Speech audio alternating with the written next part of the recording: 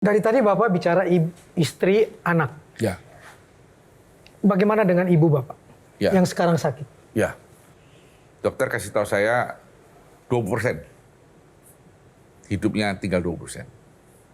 Lalu mulai saya jaga 1 hari Pak, constantly, tidak pernah absen 1 hari, 8-10 jam. Saya jaga di rumah sakit. Rumah sakit boleh jadi kesaksian. Kenapa Pak? Saya terus ingat mulai flashback. Ibu saya besarkannya saya sulit Pak. Penghinaan, dia banyak terima. Just for me. Jadi saya punya doa sama Gusti Allah begini Pak. Saya bilang, kalau putra saya dan adik saya bilang gini, Tahir, you harus relakan. Dia sudah tua kok, umur 92. You harus relakan dong. Oke kok, you have done all the good thing for your mother. Saya bilang, no. Asal ada 1% chance untuk bertahan, saya pertahankan. Dan saya bilang sama istri saya bilang, I don't mind ya, to change my life to my mom. Kenapa Pak? Kita ini sampai hari belum bisa membalas kebaikan orang tua. Ya, kita ada satu foto yang kita tampilkan. Ini adalah your mom ya Pak Ya. Tahir. Nah, apa sih yang mungkin Pak Tahir mungkin belum sempat harapan dari ibu khususnya ke Pak Tahir mungkin belum sempat Ibu saya diwujudkan. udah 6 bulan koma ya, udah 6 bulan koma. Saya cuma pingin asal beliau bisa bangun nih Pak. Saya cuma mau ucapin satu kata aja. You know, we really love you so much, Mother. Itu yang dulu kita tidak sempat kasih tahu dia. That's it. Pak Tahir Silakan. izin tanya. Tadi Pak Tahir mention bahwa Pak Tahir nggak suka yang namanya kemungkinan. Ya. Harus realistis. Ya. Oke. Nah, tapi at the same time sebagai seorang pebisnis pasti kita harus take risk. Ya. Dan tadi baru saja Pak Tahir juga menyebutkan contohnya ibu Pak Tahir walaupun cuma punya 1% aja. Berarti kan sebenarnya lebih tidak mungkin, lebih banyak tidak Persis, mungkinnya. persis. Tapi itu tetap diperjuangkan. Ya. Jadi di mana batasnya kapan menjadi realistis dan kapan tetap punya hope. Dan Kalau untuk masih ibu ada saya, kemungkinan. selama masih bisa napas, saya akan pertahankan. Dulu kan saya nggak pernah peluk ibu saya mukanya. Sekarang saya bisa, karena dia nggak begitu sadar kan. Jadi saya kira Gusti Allah masih saya kasih kesempatan, saya blessing lah. Which is that's part saya appreciate. Pak Tahir, kan katanya ada filosofi roda itu berputar. Iya. Cuman kalau kata netizen, bagi orang-orang hebat, orang-orang kaya, rodanya berhenti aja di atas, nggak pernah turun ke bawah. Itu gimana caranya? Mungkin Ya itu ada kayak umur tips. lah. Ke umur kalau bisa kayak saya, kalau bisa jangan lanjut lagi, cukup. Tapi kan itu life ya. Oke. Menurut saya life. There is a time, pasti ada waktu kita harus berhenti.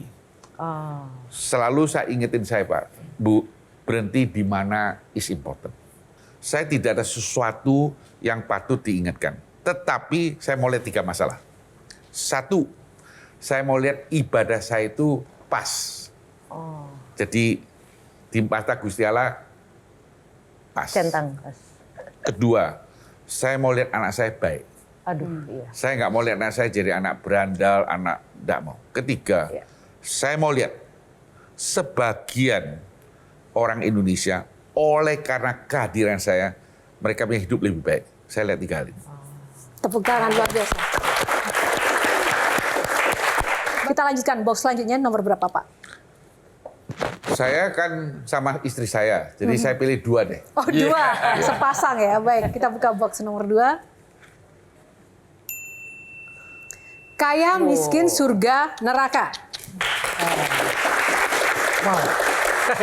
Nah, ada beberapa testimoni soal impian menjadi kaya atau berhutang dari rekan-rekan di sini.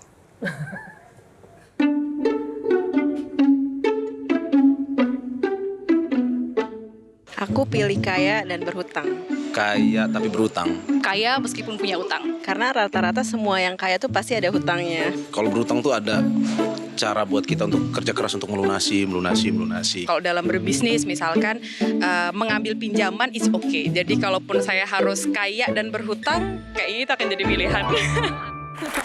Buat para netizen kita, Pak Tahir, banyak anak-anak sekarang itu memilih kaya dan berhutang daripada hidup biasa tapi nggak punya hutang. Nah, tanggapan Bapak tentang hal ini seperti apa? Kalau you bicara usaha ya pasti punya hutang. Tapi tidak memikirkan hutang itu sebenarnya dipakai untuk apa. Tapi kalau kita bicara tadi seorang perempuan bicara dia tidak mau hutang, itu hanya umur dia. Mungkin satu hari dia akan berubah. Kan kalau bicara soal kaya, katanya kuncinya kerja, kerja, kerja. Tapi kalau kata generasi sekarang, abis itu kena tipes, terus kena mental. Nah sebenarnya batasan kerja-kerja seperti apa yang bisa membuat kita jadi kaya, tapi juga tetap sehat secara fisik dan mental? Menurut saya kesempatan ya pada saat yang sama punya kesempatan itu juga sangat penting. Saya cerita satu kasus ya. Orang kita tahu pernah dengar namanya Lee Ka-shing, orang terkaya di Hong Kong. Sebelum Lee Ka-shing keluar namanya George Carrion. Ini orang Chinese yang dibesarkan dari Singapura dan pindah ke Hong Kong. Apa yang dilakukan? Dia adalah beli properti sebanyak mungkin. Jadi dia kerja spekulasi properti betul, but wrong timing, terlalu pagi. Ya, sehingga waktu itu situasi ekonomi belum bisa menampung itu dan dia tidak bisa melunasi hutangnya, dia jatuh duluan.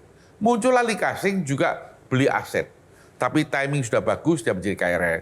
Jadi sometimes menurut saya do right thing itu penting, but on the right time and on the right place. Jadi kadang-kadang menurut saya pribadi, saya mau sharing, kadang-kadang we need a little bit luck. Kita perlu keberuntungan. Carinya di mana? Itu mesti tanya yang kasih untung. Saya nggak ada keberuntungan ya. Saya kebetulan beruntung aja. Jadi saya pikir perlu ada keberuntungan. Ya. Oke, nah ini masih terkait dengan kaya, miskin, dan neraka. Sekarang saya mau ke Mbak Tejo. Mbak Tejo setuju nggak dengan istilah bahwa kecil bahagia, tua kaya raya, mati masuk surga? Oh my heart won't believe. Na na na na. Ya. Saya biasanya nyanyi itu terima bayaran, Pak. Hari nggak terima, jadi saya nyanyi di sini aja. Oke, tepuk tangan buat Pak Tahir. Tepuk tangan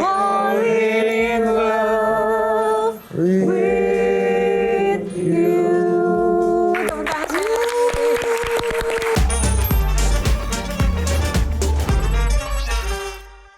Jelajahi cara baru mendapatkan informasi. Download Metro TV Extend sekarang.